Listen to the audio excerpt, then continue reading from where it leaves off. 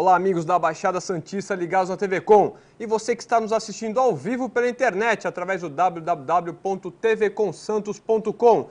Sejam bem-vindos ao primeiro e único programa a tratar exclusivamente do patrimônio cultural brasileiro. E hoje nós teremos entrevista, notícias sobre a Escócia, os Estados Unidos e muito mais, porque o Arqueonews está no ar.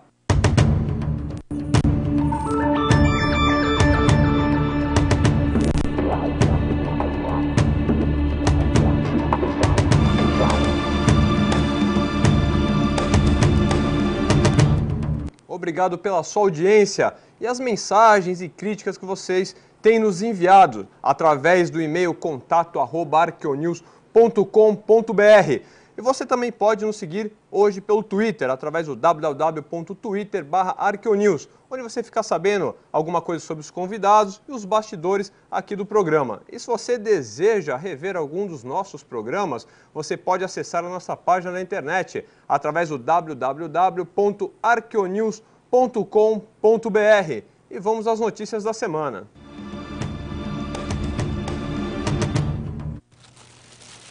Um barco funerário viking completamente intacto foi encontrado pela primeira vez na costa noroeste da Escócia. Uma faca, um machado e uma espada foram recuperados junto aos restos mortais humanos, sugerindo que aquele era um guerreiro viking de alta patente. Os objetos estavam cobertos de ferrugem e tiveram que passar por um raio-x para que se conhecesse mais detalhes sobre eles. Este alfinete de bronze foi um dos achados mais bem preservados no sítio arqueológico, que teria mais de 1000 anos. Segundo a arqueóloga Hannah Cobb, da Universidade de Manchester, o alfinete era um objeto pessoal e provavelmente prendia a capa que o guerreiro usava ou a mortalha com que ele foi enterrado. O hábito de enterrar os pertences do falecido junto com seu corpo fazia parte da cultura viking. As armas, juntamente com os restos do corpo e do barco, foram encontradas durante uma escavação arqueológica recente.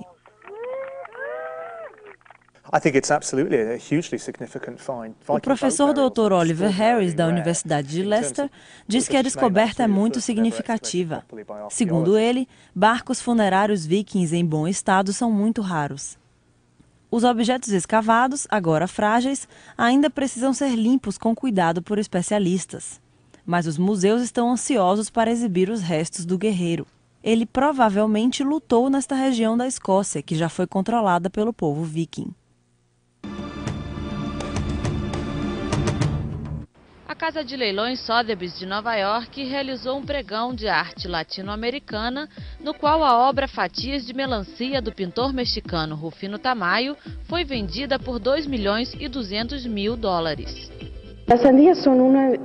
A diretora de arte, Carmen Melian, contou que as melancias são um dos temas mais famosos de Tamayo e uma desculpa para usar vermelhos e laranjas vibrantes. O quadro Serafim, do pintor chileno hiperrealista Cláudio Bravo, foi vendido por $825.000. Já a obra Man and a Horse alcançou $520.000. O quadro foi pintado pelo artista colombiano Fernando Botero, que nunca falta aos leilões de arte latino-americana.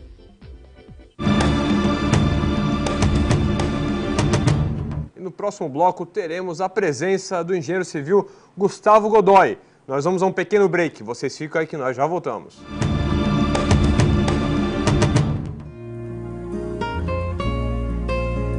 Doar sangue é um ato de solidariedade, cidadania e amor. Faça parte dessa ideia. Seja você também um doador. Doe sangue. Dê um presente de vida a quem necessita.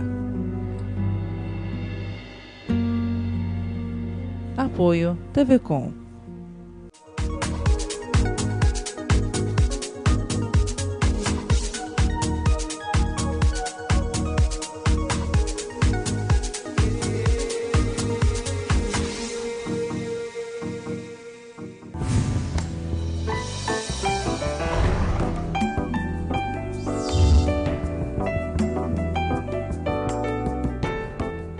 Acesse o site da TV Com, www.tvcomsantos.com, e fique por dentro da nossa programação.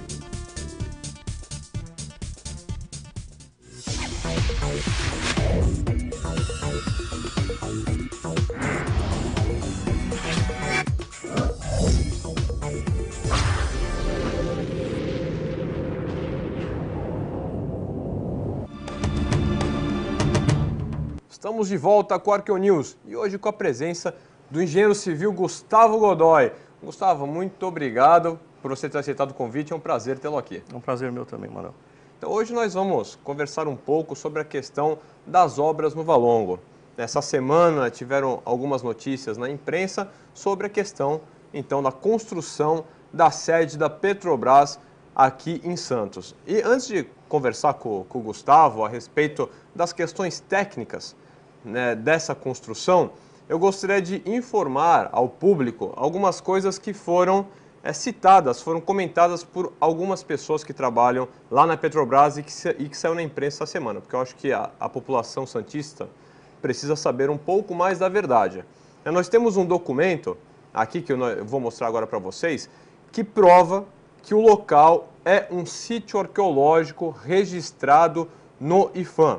Quando você encontra um sítio, você vai para o IPHAN, faz um cadastro e ele passa a ser bem da União, passa a ser um bem nacional. Então fui eu que fiz esse cadastro, foi um projeto meu de mapeamento do centro expandido de Santos, onde tem vários sítios, mais de 15 sítios registrados. Então nós temos um documento oficial, olha lá, tem o cadastro do IPHAN, o símbolo, ali o carimbo de protocolo, e vocês podem ver ali, ó, cadastros de sítios, Rossio.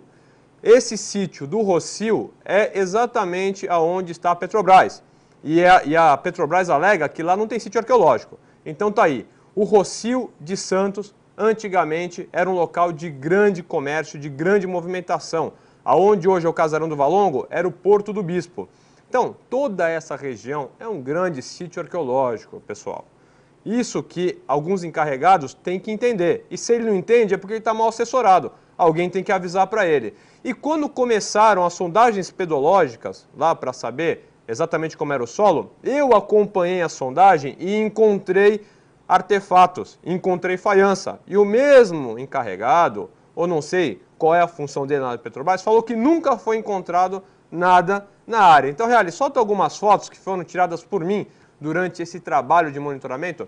Aí está o galpão maravilhoso, que está sendo completamente, não é destruído, desconstruído, mas é um bem que nós estamos perdendo. Ó, aí tem algumas telhas francesas raríssimas que estavam ali no barracão, no galpão. Algumas pessoas estão falando que essas telhas estão sendo tiradas e preservadas, mas não sei exatamente o que está acontecendo. Aí, olha, os tripés para fazer a sondagem pedológica, o pessoal tirando ali a terra da sondagem, as diferentes granulometrias, aí nós temos a questão aí do mangue, de terra, de areia, aí a sondagem atrás do galpão, que eu já estava falando para vocês, e atrás do galpão está a Igreja do Valongo, junto com a estação, que é o que nós vamos conversar mais para frente. E olha só aí, ó, no meio, então, da sondagem pedológica já começou a aparecer faiança. Então, pessoal da Baixada Santista, pessoal de Santos, o local é um sítio arqueológico registrado oficialmente.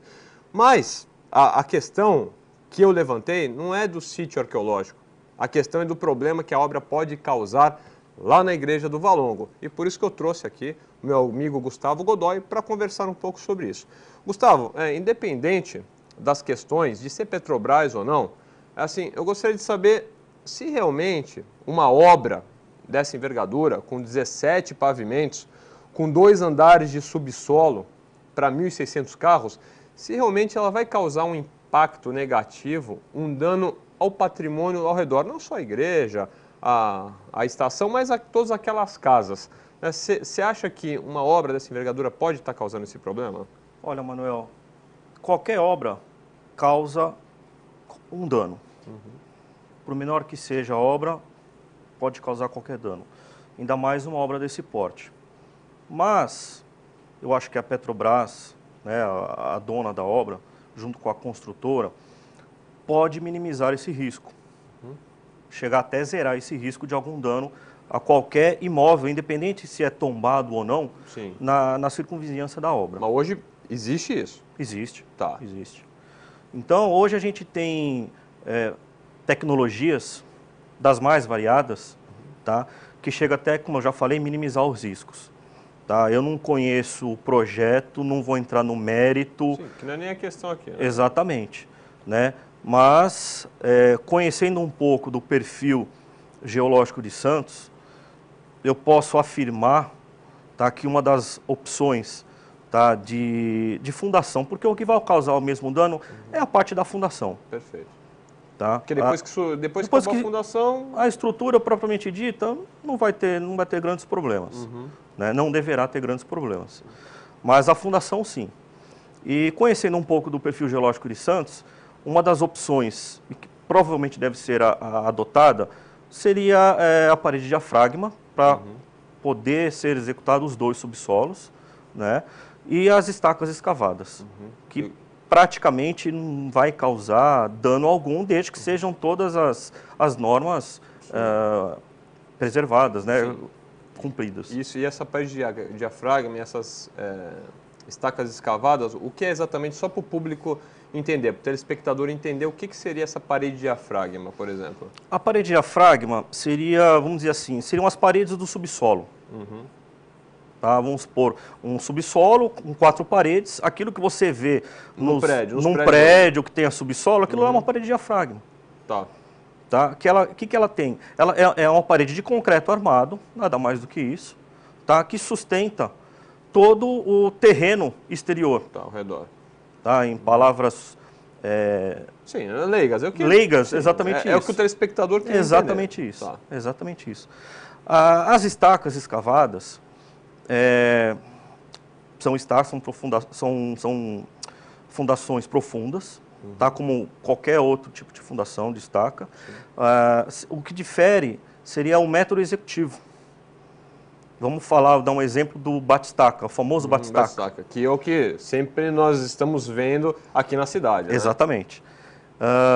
O batistaca, sim, ele causa muito dano por conta de bater a estaca, das trepidações que tem. Porque a estaca, ela entra na força no terreno. Tá. Né? Aí expande, não muito, mas faz uma expande, expansão. E a própria batida da estaca também causa as trepidações do terreno. A estaca escavada, como o nome diz, ela é escavada. Tá. É uma máquina que na ponta da máquina ela tem uma broca e ela vai escavando num sentido circular. Tá. E vai descendo no sentido circular, ela vai escavando.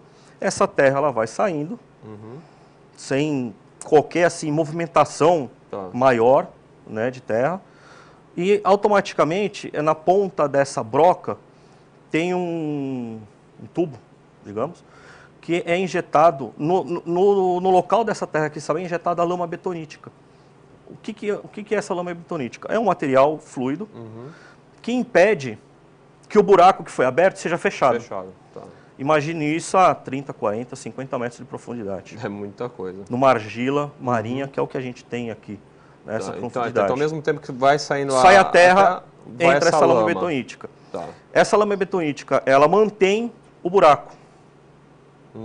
Perfeito. Assim que é toda escavada, a fase seguinte do processo é a injeção do concreto. Tá. Que é o que dá a estrutura, à estaca. Exatamente. Para a estaca. Do concreto. Então, chega-se a betoneira, encosta a betoneira do lado da máquina, né? E o concreto é lançado pela ponta da estaca e automaticamente a mesma máquina, ela puxa a lama e entra o concreto. Aí o concreto vai subindo, a lama vai saindo. O concreto vai subindo, a lama vai saindo. Olha só e que assim, interessante. Lógico, no final da estaca você tem toda a armação, né, na ponta da estaca que a gente fala, mas o sistema é esse. O da parede de diafragma não difere. É parecido. Mais ou menos o sistema. Só que ele tem assim, tipo, não tem como fazer uma parede com uma broca. Sim. Então é uma peça, vamos dizer assim, retangular e que ela entra um pouco na pancada. Sim, para poder tirar. Para poder tirar, ela vai, bate, fecha, como se fossem 2 agulhas embaixo e tira a terra, mas entra a mesma lama, sai a lama, entra o mesmo concreto. Então o processo da parede de diafragma é um pouco mais danoso, mas totalmente controlável. Tá? Acredito que essa seja uma das soluções, né? E talvez até adotada para não causar nenhum dano ao patrimônio. Precisamos fazer um pequeno break, Gustavo. Então, vocês fiquem aí que nós já voltamos.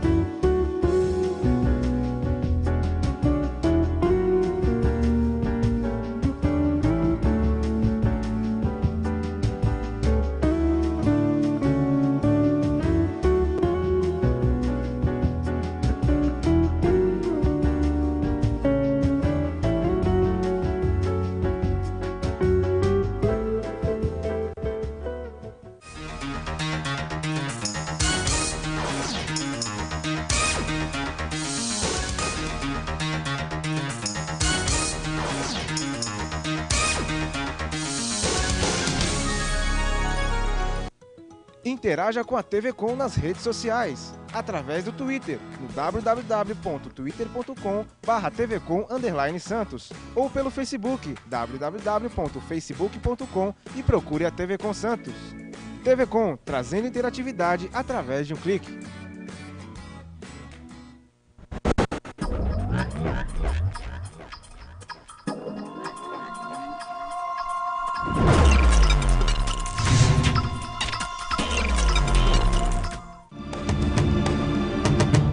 Estamos de volta com a Arqueonews e vamos continuar nossa conversa aqui com o engenheiro civil Gustavo Godoy. Gustavo, você estava falando da questão, né, da concha, da parede de diafragma, mas eu não entendi muito bem, porque tem que escavar? Porque teria que escavar, né? Você vai escavar, depois põe a parede, ou como é que funciona isso? O processo é o seguinte, Manuel. Imagina o perímetro da obra.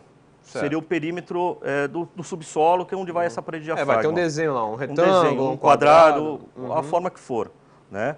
Então, do próprio terreno natural, você faz todo esse processo, tanto do estaqueamento quanto da parede de diafragma. Tá?